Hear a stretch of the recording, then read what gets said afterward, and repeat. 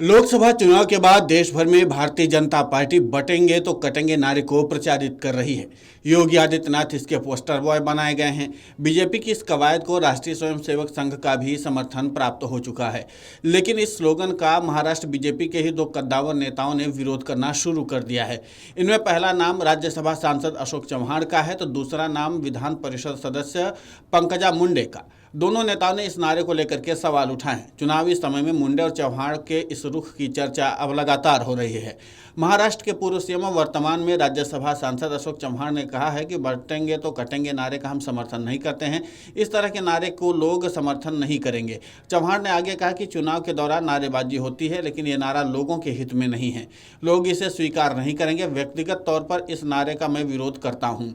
एक रैली में बीजेपी के संस्थापक नेता गोपीनाथ मुंडे की बेटी पंकजा मुंडे ने इस नारे का विरोध किया। पंकजा ने कहा, महाराष्ट्र में बटेंगे तो कटेंगे नारे का कोई मतलब नहीं है। इस स्लोगन का यहाँ के लोग समर्थन नहीं करते हैं।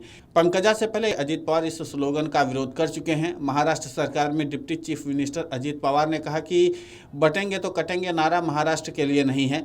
महाराष्ट्र के सियासी गलियारों में सवाल उठ रहा है कि राष्ट्रीय स्वयंसेवक संघ के समर्थन के बावजूद बीजेपी के दोनों नेता बटेंगे तो कटेंगे का विरोध क्यों कर रहे हैं।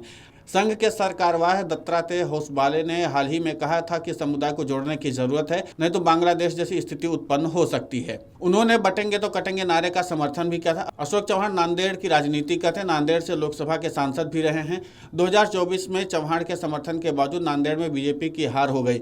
वर्तमान में यहाँ विधानसभा के साथ साथ लोकसभा के भी उपचुनाव हो रहे हैं।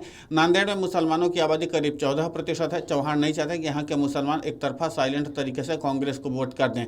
2024 के चुनाव में बीजेपी के उम्मीदवार नांदेड़ सीट पर 59,442 वोटों से हार गए थे। इतना ही नहीं, नांदेड़ लोकसभा के अधीन विधानसभा की कुल 6 सीटें हैं। इनमें से एक सीट भोकर से अशोक चव्हाण की बेटी सृजा चुनाव लड़ रही हैं। भोकर चव्हाण परिवार का गढ़ रहा है। यहाँ भी मुस्लिम एक्स फैक्टर हैं। गोपीनाथ मुंडे की विरासत संभाल रही पंकजा मुंडे बीड़ की राजनीति करती हैं। यहाँ से पंकजा की बहन लोकसभा की सांसद रही हैं। 2024 के चुनाव में पंकजा यहां से खुद मैदान में उतरी थी, लेकिन उन्हें जीत नसीब नहीं हुई। बीड़ लोकसभा में भी मुस्लिम वोटर्स एक्स फैक्टर हैं। यहां करीब 12% मुसलमान खेल बिगाड़ने में अहम भूमिका निभाते हैं।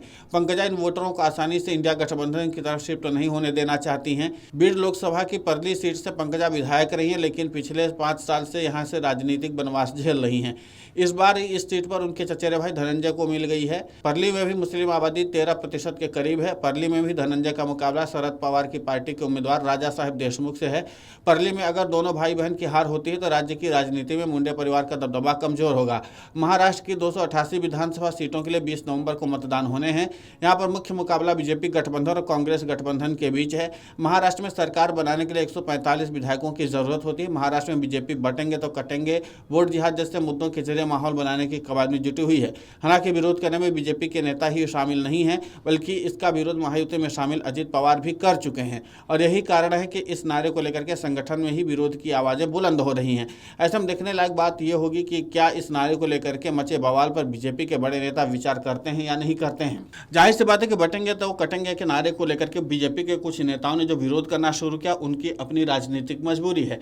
अगर वो इस नारे का समर्थन करते हैं तो जाहिर सी बात है कि उनके क्षेत्र में जो मुस्लिम वोटर है वो छिटक सकते हैं। इसी के नाते से बीजेपी के इन नेताओं की मजबूरी यह है कि अगर वो इस नारे का समर्थन कर देते हैं तो जाहिर सी बात है कि उनकी अपनी जो स्थानीय राजनीति है उस पर बट्टा लग जाएगा। और इसके नाते से वो लोग मजबूर हैं कि बटेंगे तो कटेंगे नारे से दूरी बनाई जाए। और इसी के नाते से विपक्षी गठबंधन को लगातार मौका मिल रहा है महायुति पर निशाना साधने का। अब ऐसे में देखना दिलचस्प होगा कि जनता इस नारे को कितना गंभीरता से लेती है।